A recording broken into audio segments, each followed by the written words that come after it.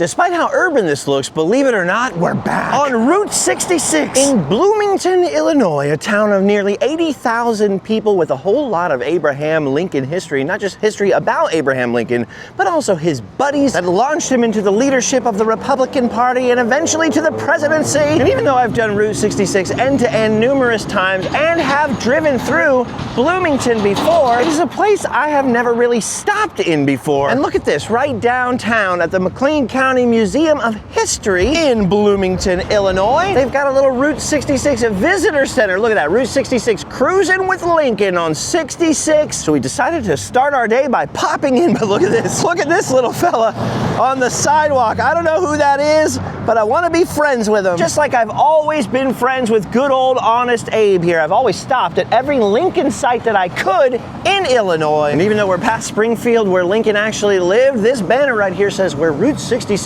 meets Lincoln's legacy. How could we not go cruising with Lincoln on 66? All right, we're gonna try to make it as short as we can, but we've got to check it out. Look at that. Look at Abraham Lincoln, dude. He's having fun. I hope he's driving a Lincoln. I love this. I love when anybody gets good mileage out of the centennial celebration. Oh, wow, there's a lot more in here than I thought there was gonna be. Look at this. Look at this in the gift shop right here.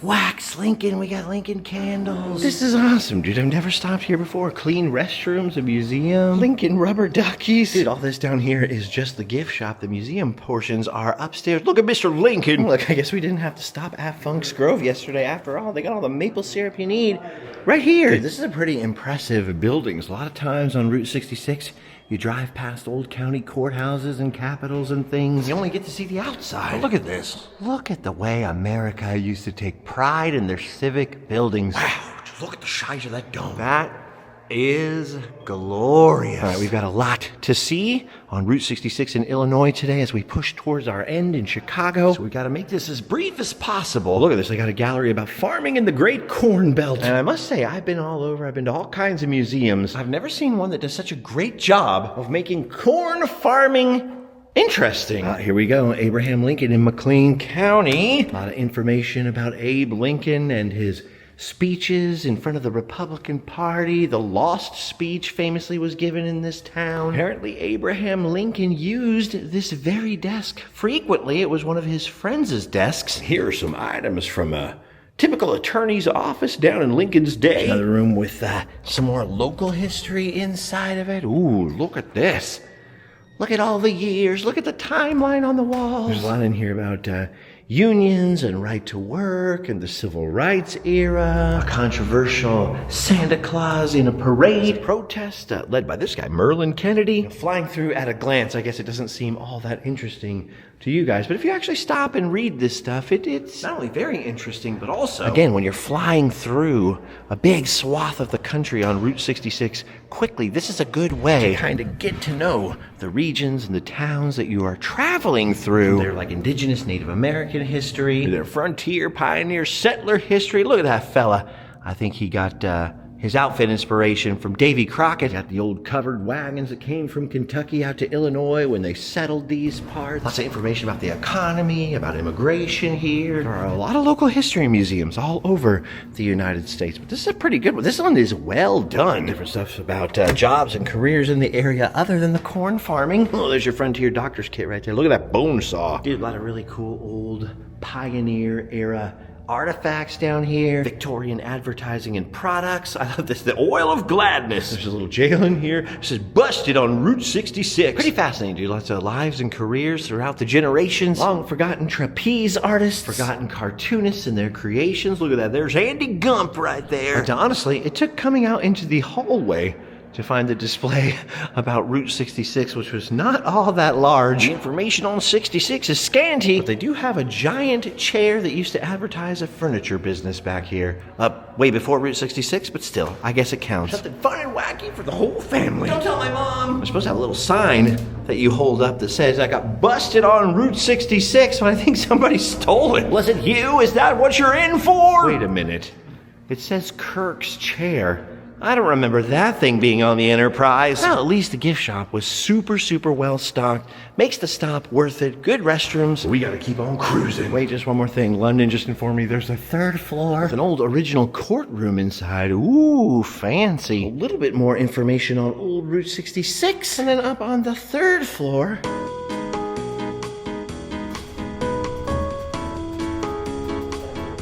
is a super exciting exhibit. Whoa, not about the shirtless lady in the dome. About an asbestos tragedy in the county. Whoa, asbestos, Route 66, and asbestos. Apparently there was a big asbestos-related industrial accident, and the government tried to cover it up, and people were infested with asbestos. One of the things you can do is walk through a whole bunch of layers of plastic to be decontaminated from the asbestos. Yeah, not that mesothelioma is funny or anything, but this is not something that I was expecting. Decontamination. Oh my gosh, that was a lot of plastic, a whole lot of plastic. Man, look at that. Now I gotta talk about asbestos removal. Not what I was expecting on Route 66. Look, they got the ET gloves. I'll take it, man, I'll take it. Actually, one very cool thing that they do have out here is early motorists' outfits, like their dusters and dust jackets and things, showing how people got dressed for the journey back in the earliest days of American road travel. I've never seen any suits like that in person, so that was actually kind of cool. And then look at this for the children, a pioneer homestead. You could sit by the fire, pump from the well, plow the fields, pick the corn, harvest the crops, take that chicken's eggs from her, feed the pigs, milk the cow, and even use the outhouse.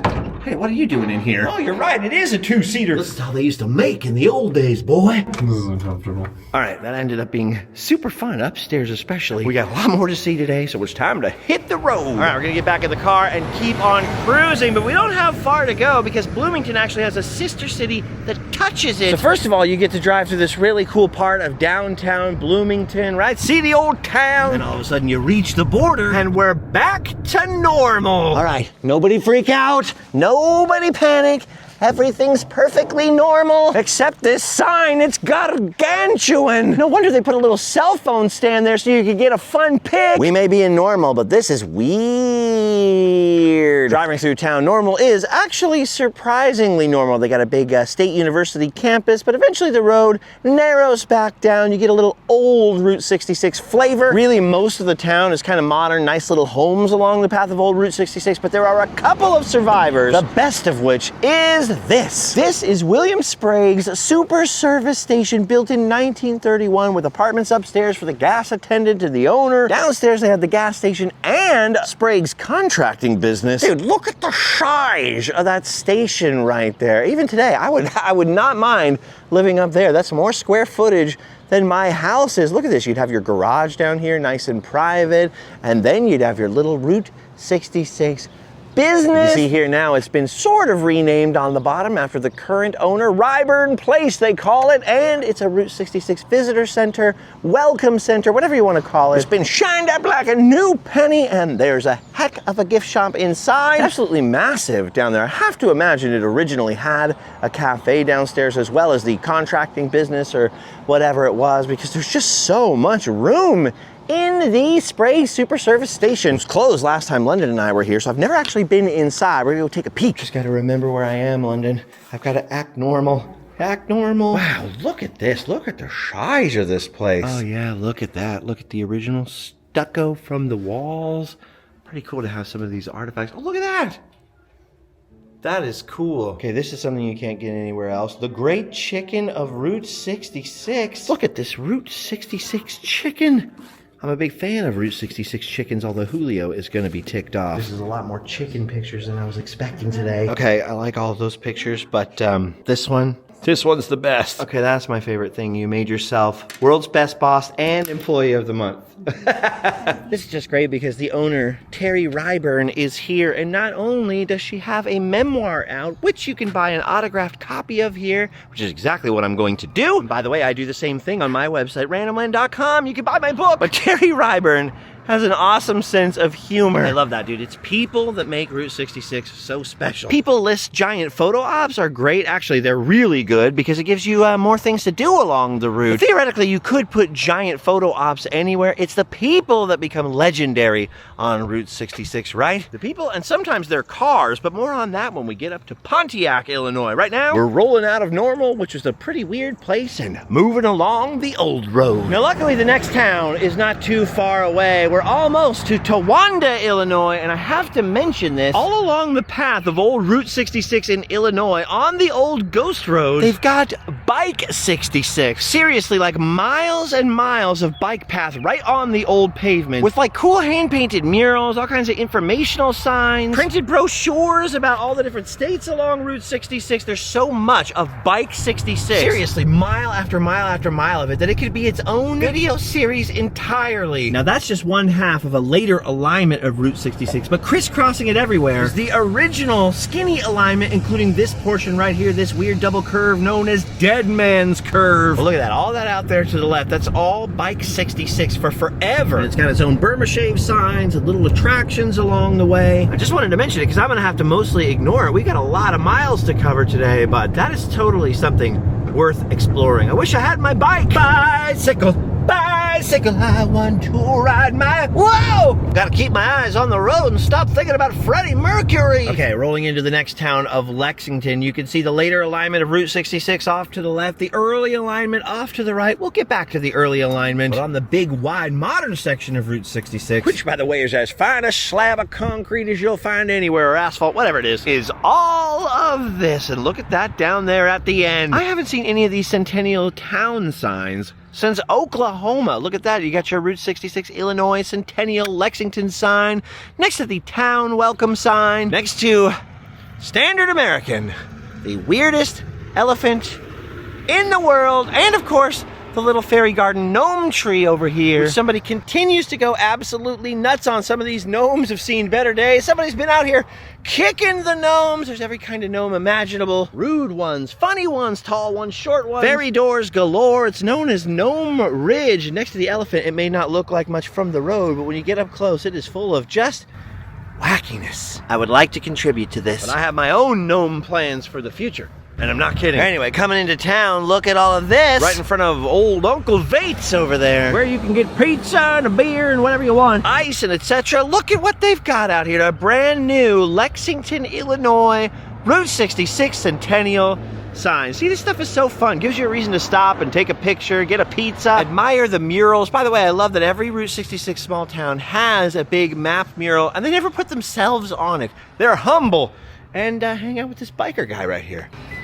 Maybe that's Uncle Vate. Either because he's got a helmet, you know, like Uncle Vater, or maybe they call him that because he's been waiting a long time for his pizza. Yeah, I don't know why the accent. I'm sorry. All right, surprisingly, that's not all there is to see in Lexington, because if you take that newer alignment down a little farther out of town, look at that. There's a guy running down Bike 66. You will reach Lexington's most famous attraction, an old original 1926 alignment of Route 66 known as Memory Lane. This used to be one of the coolest spots on Route 66 because you used to be able to have two-way traffic down this little road, an old original 1926 alignment with these beautiful old trees curving over the road from both sides. Well, now not only have they changed this to a one-way road, so you actually have to get off the old alignment, get on the newer alignment to get back on the old alignment, if that makes sense. But something terrible has happened to Memory Lane. You still have the little picnic shelter, still have lots of little billboards and old signs and theming, you know, period themed advertisements, Burma shave signs. It's pretty wide open down there because some farmer here in Lexington, who obviously hates Route 66, decided it was more important to fit 13 more asparagus along the side of his field than keep the old trees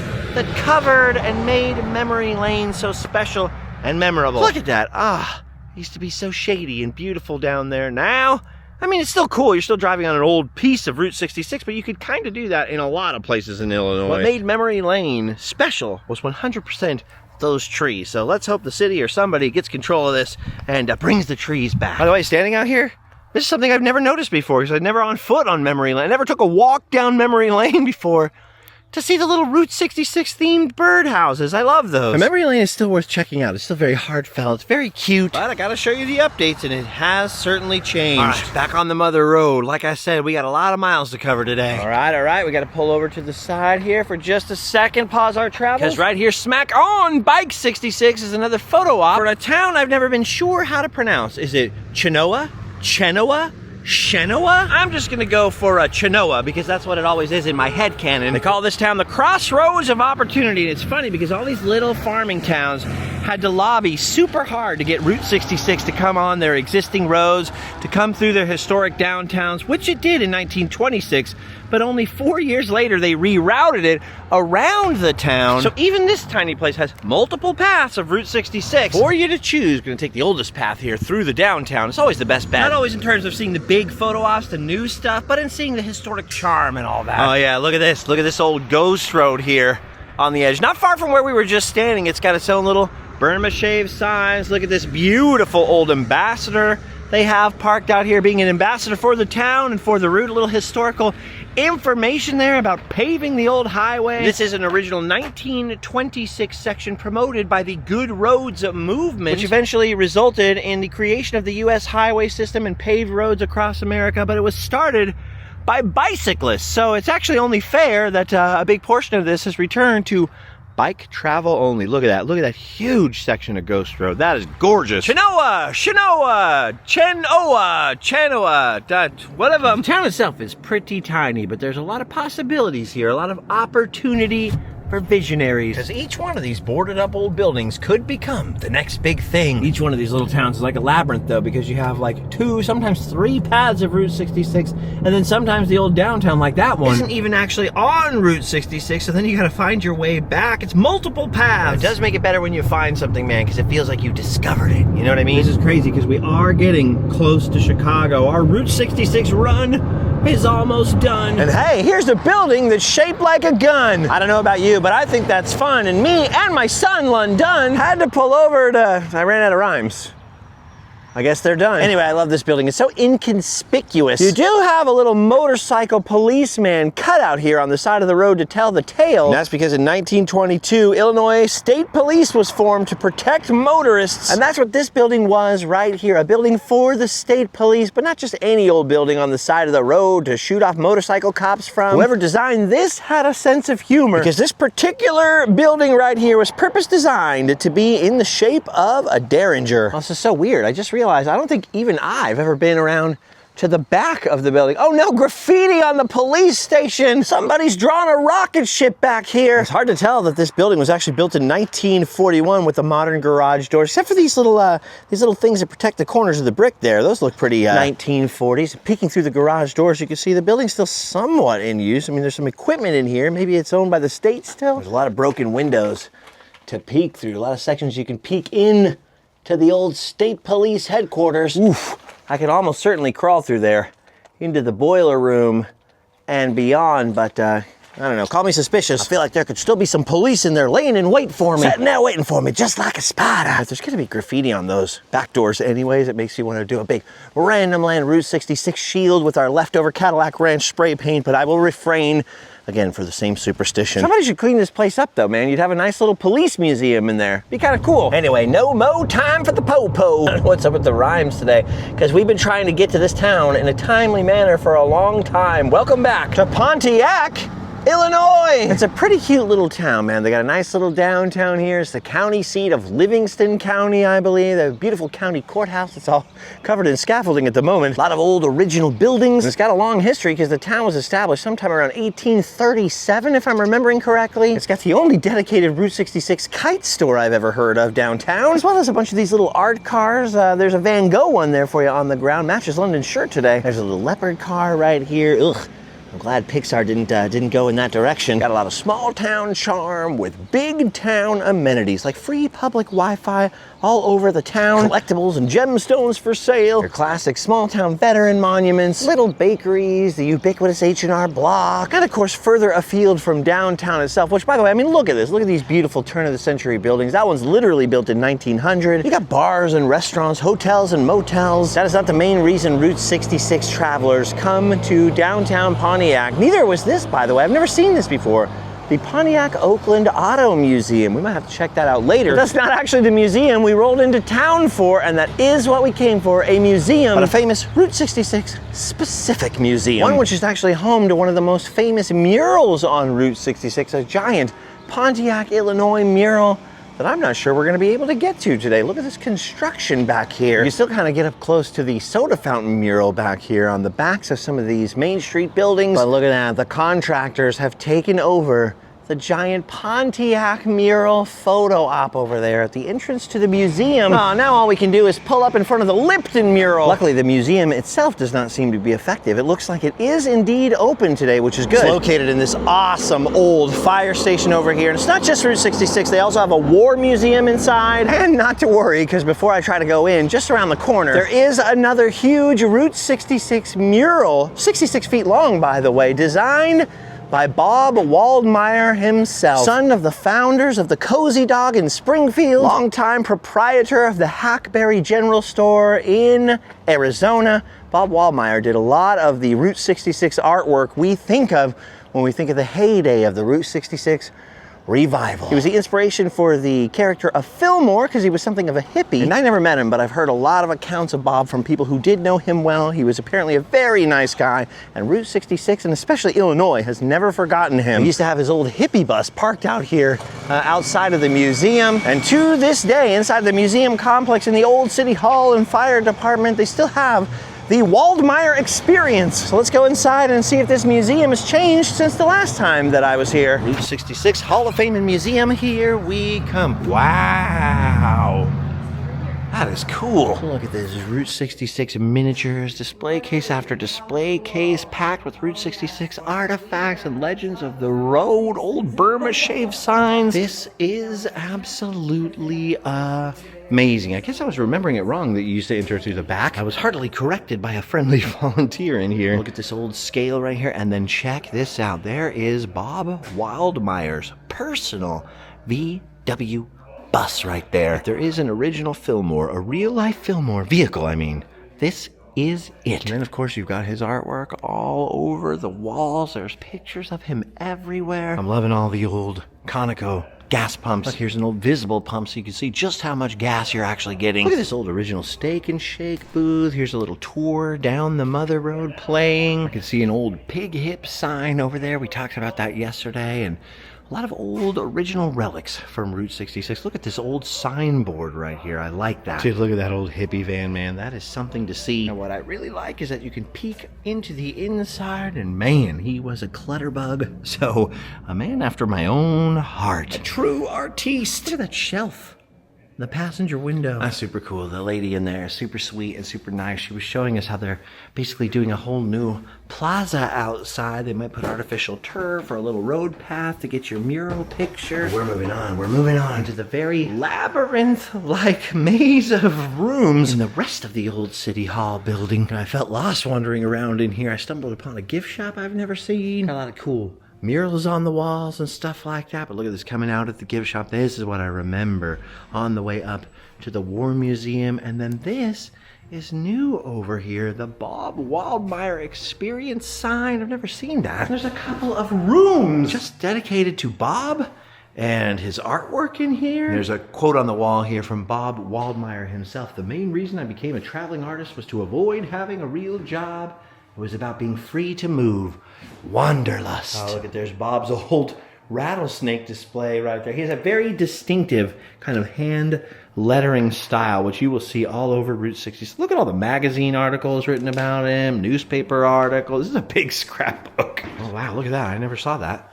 There's one of his shirts right there. They used to have his big bus. I'm talking full-size bus, not VW bus, downstairs. But while they're doing the renovations, they put it somewhere else for the time being. But the lady downstairs assured me it will be back. Okay, now across the hall, this is weird. I don't remember ever seeing this before in this place. There is a Titanic exhibit. You no longer have to go to Branson, Missouri to see some relics and information about the Titanic. Look at all this. There's Leo and Kate's clothing right there. The unsinkable Molly Brown's hat. Look at this. You got White Star China back here. You got the instruments that went down on the Titanic. Pretty sure these are the real ones. I'm kidding. They literally are playing the movie in here. Here's some of the some examples of the first class clothing that would have been worn on the Titanic. There's one of the life vests right there. Then here's some exhibits about other White Star ships in here. There's a very beautiful mannequin. It's kind of creeping me out. Don't you dare fall in love with me, miss. Don't you do it. I was not expecting this. Not on Route 66. Ooh, and then we have a very somber, sober room in here dedicated to the music of Lincoln's life. What's going on? There's a little flirtation going on here in the music room. I don't know what I just walked into. Don't let me get in the way. I love you, Emmeline. Oh, sweet Hezekiah, I thought you'd never say that. I've been so lonely since my last husband died in the war. I don't want to do Paul. Let's get out of here. Oh, yeah. This is what I want. Some soldiers. Some very short soldiers. Must be one of those Union drummer boys right there. Here it is, dude. The Livingston County War Museum. This place made quite an impression on me when I first saw it 10 years ago because it is absolutely freaking packed. Local town nods to their heroes are common, right? With old veteran uniforms and war trophies and things like that. But not to the insane degree that Pontiac, Illinois takes it, man. It's next level in here. Plus they have a bazooka, and bazookas are always cool. I don't know if it's actually technically a bazooka, but that's what I would have called it when I was playing with my G.I. Joes. And that's what I'm going to stick with. Dude, look at this. If you thought that room was crazy, look at the size of this display. Gentlemen. Dude, seriously, I don't think there is a war museum with more mannequins and more uniforms anywhere on the world. Not just our men in uniform, but the proud women of the uniform as well are all represented. The only thing is every once in a while there's a super realistic one. I keep getting nervous that one of these is going to move in a second. It's not all fun and games, though. Some of this is pretty somber. They got a lot of war trophies brought back from the war. And coming back into that first room over here, I got to tell you, some of them are very sad, right? Things brought back from the camps and things. I'm super glad that we won that war. No offense to my German friends. But if there was ever a good one, that was the good one. This is weird that you walk into that room full of soldiers and into an art gallery here full of photographs of the Mother Road. Man, we've come a long way from Kingman, Arizona. And look at that. We just stayed there. Dude, the labyrinth just never ends. What the heck is this? Upstairs in the attic here, which I almost missed. And boy, is it hot up here, man. No AC in the attic. Route 66 photojournalism continues. It's making me nostalgic for Winslow, Arizona down there. Hey, there's the Roadrunner. Shout out to David. You get a pretty good bird's eye view of the new Centennial Plaza that they're working on down there. Why is it all unfinished? Why is it like paved with concrete, asphalt looking concrete up here in the attic? What was this, the jail? Not very hospitable up here. Dude, I lost London a long time ago in this museum. When I encounter real people, I'm like, ugh, I can't believe the city ever stopped using this building. It's huge, there's plenty of space. It's like a freaking castle, dude. This is like my dream house in here, only with less World War II stuff in it. Not none stuff, just less. This is so strange, dude. They got a lot of context for the war. The music of the 40s, headlines of World War II, a whole exhibit about the Stage Door Canteen, which, if memory serves, was a New York night spot for all of the soldiers shipping off to Europe. Soldiers shipping off to Europe. I'm sounding like Sean Connery there. I can't help it. Had a free of charge menu for our soldiers and sailors. Vivian Lee, Betty Davis, all kinds of celebrities would show up to dance with the troops. It's kind of amazing, man. You think the uniforms are crazy enough, and then they give you all this context like this. They're kind of mixing Route 66 in everywhere now. Look at this. They got 1920s men's fashion on display from the early years of Route 66. A lot of the costumes and clothing that people would have worn up and down the route along their journey. But that's displayed right alongside the 1940s house. This gives you a sense of what our boys were leaving when they shipped out to go to Europe or to Japan. There's a portrait of FDR above the fireside, the old radio there. Hey, there's a very early television set in there. When did they start getting TVs? I knew they were invented in the 1930s. I just didn't think most people had them by the 40s. Whoa, look at that lady's quilted robe right there. And look at the furniture. Look how much style and class the furniture had. Yeah, it kind of blows IKEA away. No offense, IKEA. Dude, I'm offending the Germans. I'm offending the Swedish. I don't know what I'm doing in here, but I'm glad I found you, and you're not one of those creepy mannequins. I particularly like this spot right here. 1940s. What children did. Apparently they played with airplanes and little rocking horses and microscopes and toy farms and footballs. Oh no, a football for Christmas? That's not a very good present, but you know what it is. And that is an authentic Red Ryder BB gun. Look at that. You got your cap guns down there. The Lone Ranger game. Pretty wild, dude. And look at Marilyn Monroe here, just enjoying the music of the 40s. I don't know if she was a movie star until the 50s, so I don't know what's going on with this. Oh, except it says she lived in Brentwood, just 4 miles from Route 66, out there in Los Angeles. Ooh, look at this. We got the 1940s kitchen in here, but unlike the last museum we were in, it doesn't say women's work above the display. I didn't even see the other side of the display case. Look, more toys. Look at that official fire making equipment from the Boy Scouts of America. Ooh, look at this. The chemistry set. It does have acid in it. No uranium, but there is acid. Make your own Joker. Oh, look at all these dolls. It wouldn't be a museum without creepy dolls. I think this doll is just tired. This little Shirley Temple doll is just tired. This guy keeps creeping me out, dude. I keep seeing him out of the corner of my eye. I just gotta make sure he's not real. Hold still, honey. Then we can steal the jewels when the museum closes. I am holding still, Bethany. What was that? Did you hear something? Anyway, as you can see, huge place.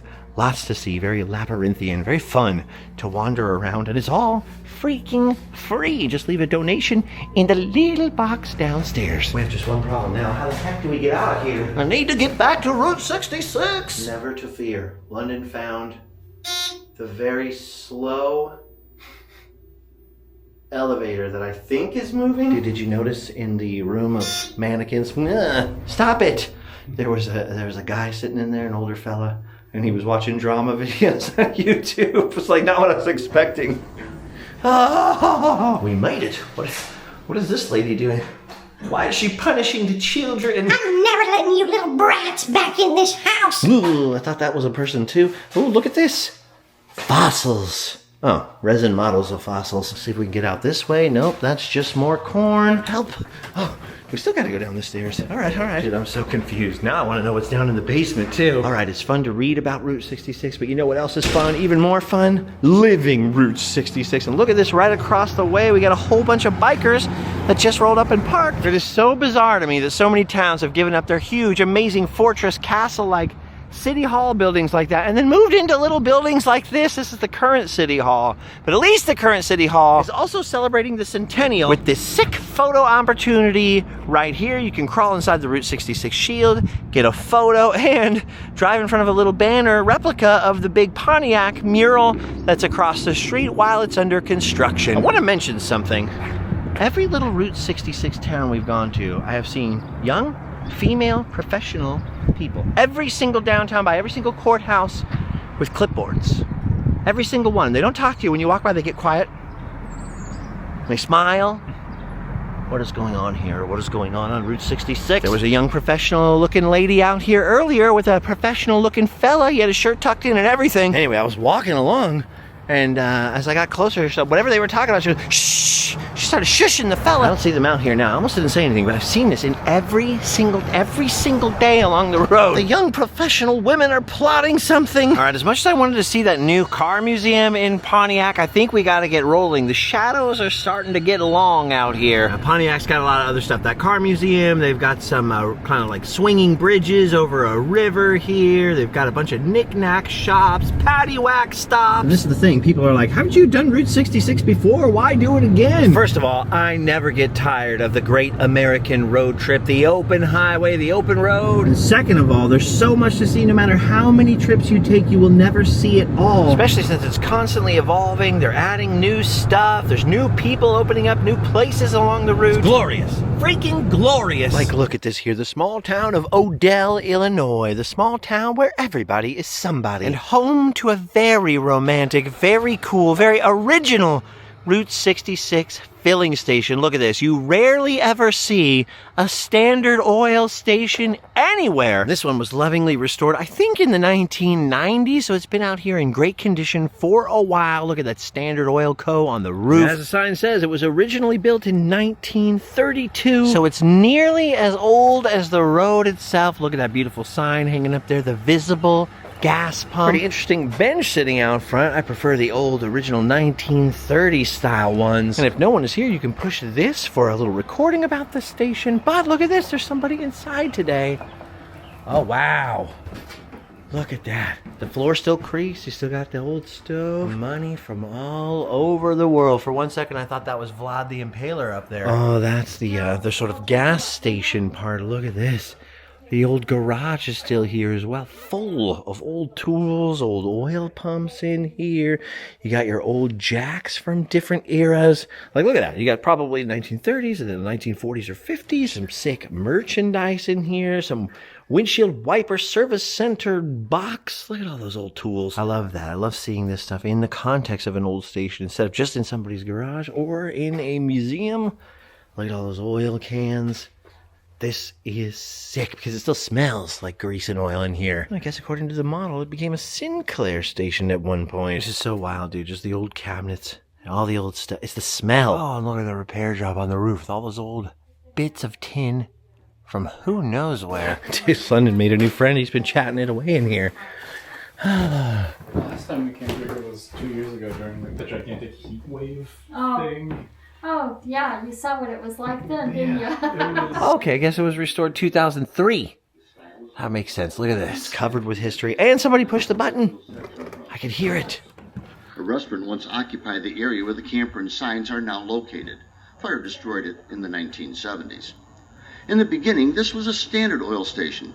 In later years, it served as a Phillips 66, then a Sinclair dealer. I love how Midwestern the accent is on the information there. Hold that sign up, boy. Look what we got inside. Had to get one of these. I normally don't go for like corny replica tin signs. I love old real signs, but I had to go for this one. Stick it in the garage. Remember our centennial trip. Don't own any property or any land, but you'll inherit that when I die, boy. I never noticed this little trailer right here. Look at this, 1953 Winnebago trailer. I don't know who put this out here, but it's adorable. I may have noticed this 10 years ago or so, but I haven't noticed. I didn't notice it 2 years ago. London goes, what if this is just where she lives? Freaking London, dude. He's over there helping some people to get a fun pic. What a good boy. I raised him right. It's wild to think how busy this little road through these little towns used to be. So busy that to cross the road and get to church over here, the town actually had to build an underpass because of all the traffic on this road that I'm standing on right now, and nobody's come by. And as you see, these days the underpass is all filled in. They had to use this up until 1947 when they had the bigger, wider alignment go to the outside of town. Again, funny that towns were like begging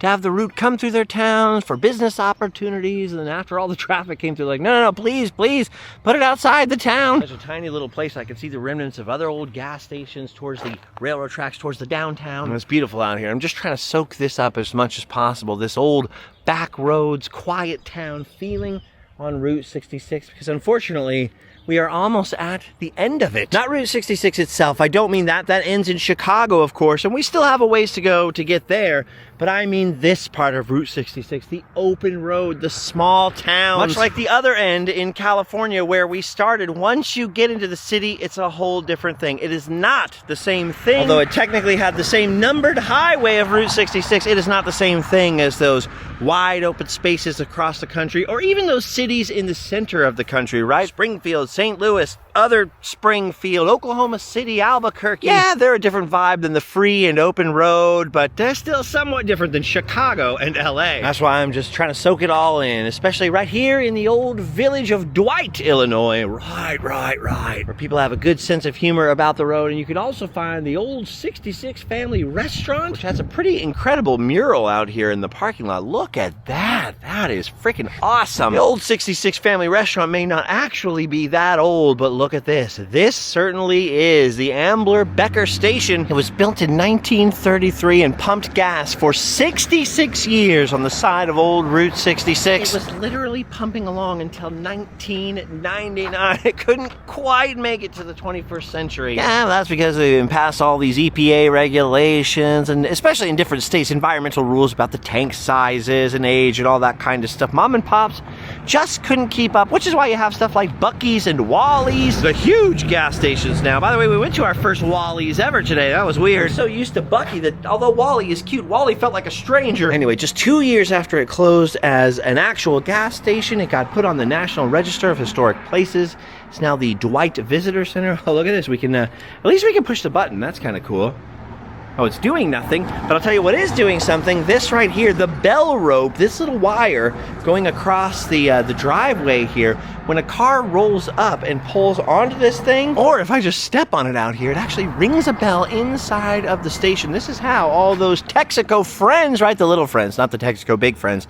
That's a different thing. This is how the little Texaco attendants knew to run out, check your oil, wash your windshield. They come running out like those beavers in Rocco's Modern Life. It's weird. It's not 5 o'clock yet. I don't know exactly why this station is closed up. It is Friday. It's not like it's like a Monday or anything like that, but you can see the old fire truck in there. Some of the old garage paraphernalia. The guest book we didn't get a chance to sign. Sir, I'm sorry you're disappointed, but if you show up next time before 4 p.m., we'd be glad to check that oil for you. Get y'all settled out here on big old Dwight. This is one of those towns where Route 66 is on the actual edge of the town, so we still have downtown to explore. Look at this. I love that they set this out here just outside of the Ambler Station. Not only do you have those Illinois Route 66 signs that you see everywhere, you got a cool little themed picnic bench over here and one of those new centennial signs, although it's too bad the fence happens to be that color behind the bright white 66, but it works. It works. You adjust your contrast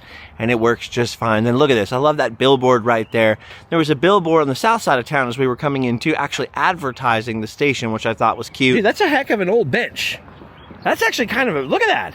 Look at that mid-century bench. By the way, Dwight calls itself a village on the signs outside of town, but it's a pretty good-sized town with a whole bunch of old historic mansions. A crazy-looking stone train depot, the weirdest, tallest, strangest windmill I've ever seen. I wasn't kidding about the huge mansions. They're everywhere. And look at this, even a bank designed by famed architect Frank Lloyd Wright. Or since the bank is in Dwight, we'll say Frank Lloyd Wright.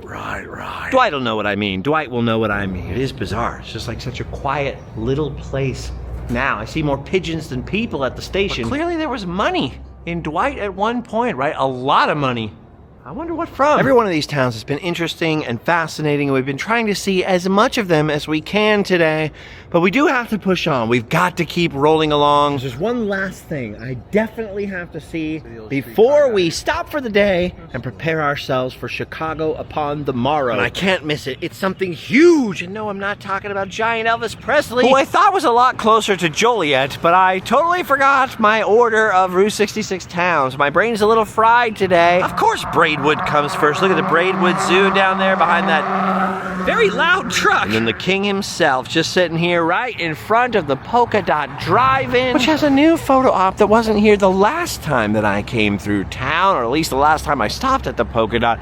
Look at freaking Superman there with his phone booth. And then over yonder in the drive-through lane, look at that, or drive-up lane. Oh, don't get them twisted. It's the Blues Brothers. We gotta have the Blues Brothers if we're making our way to Chicago, especially Joliet, coming right up down the road. And look at World of Micah. Anyway, I knew I had to stop over here, but this isn't the last thing. The last thing is one of the icons of the Mother Road, and something that a lot of people used to argue for as the real modern beginning of Route 66. Because of course everything, the vibe, the landscape, the traffic, everything dramatically changes once you get too close to Chicago. It's just up the highway a little more, one town up. I would say it's over the river and through the woods, but it's actually through the woods and then over the Kankakee River in the town of Wilmington. Is an absolute icon of modern Route 66, of Route 66 revival, romance, road trip, and to me, for my money, marks the real beginning or the real end, depending on which way you're going, of Route 66. It is the newly restored, fully armed, and operational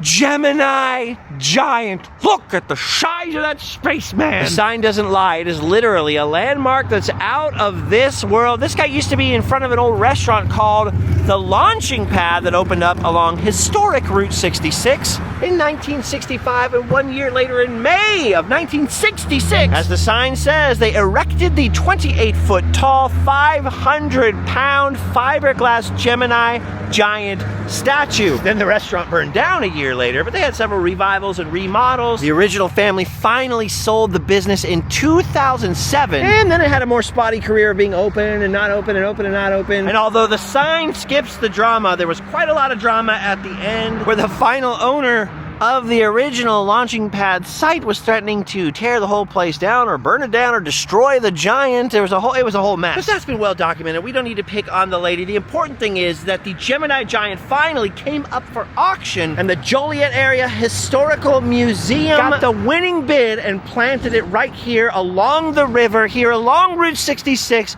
for visitors to enjoy for generations to come. Dude, there was a time not very long ago when we thought the Gemini Giant might be lost forever. But right here in Wilmington, Illinois, man, this is right where you finally had a little bit of open road before you pull into your first kind of small town that's not really just a suburb of Chicago, at least these days. And for thousands upon thousands of travelers in the Route 66 revival era, it was like the Gemini Giant was rising up from the roadside to help you bid farewell to Chicago and to traffic, and to bid you welcome to the green pastures, open roads, and little towns of Illinois 66. He was really, I know I'm not alone in saying this, sort of the ambassador for the start of that epic journey to Los Angeles, or the end of that epic wide open road journey from Los Angeles to Chicago.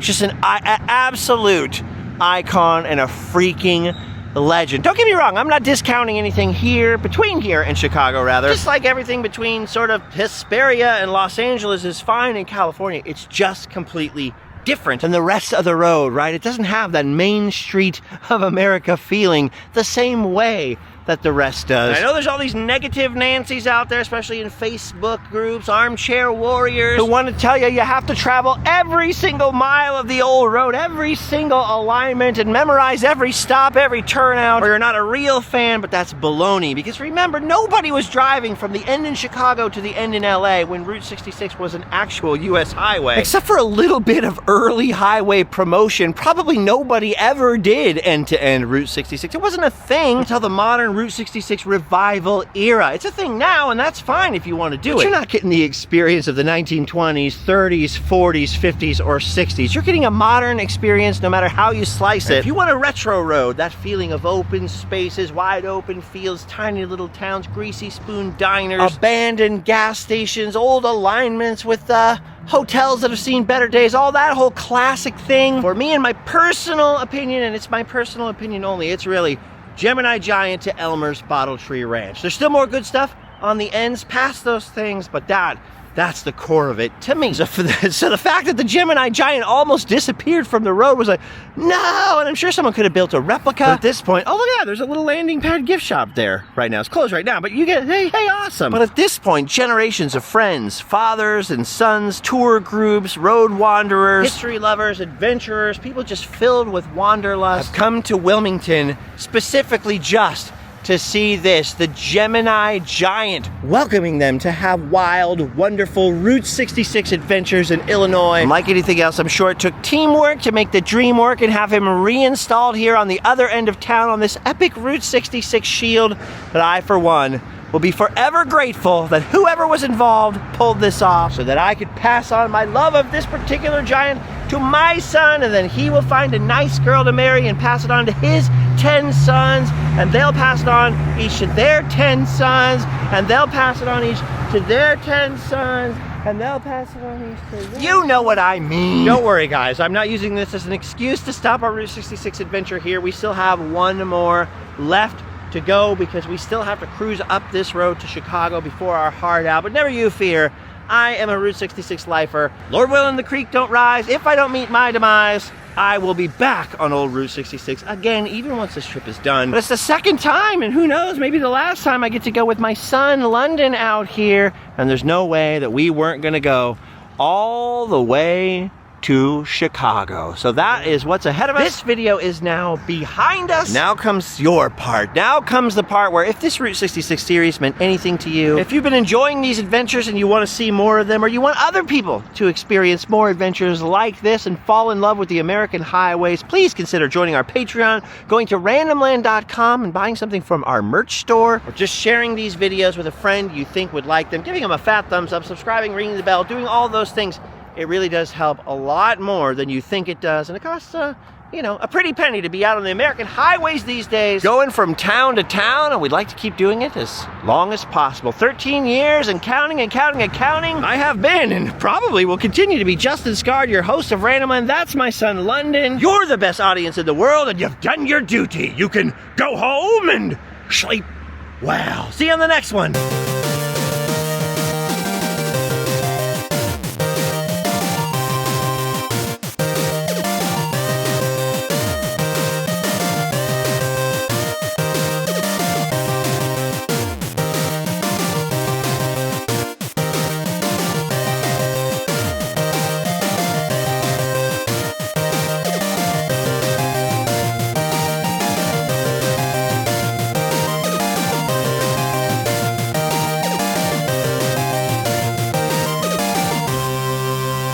Welcome to Dwight, where we want you to come and stay a while unless it's after 4 p.m. and then we're closed and you better leave.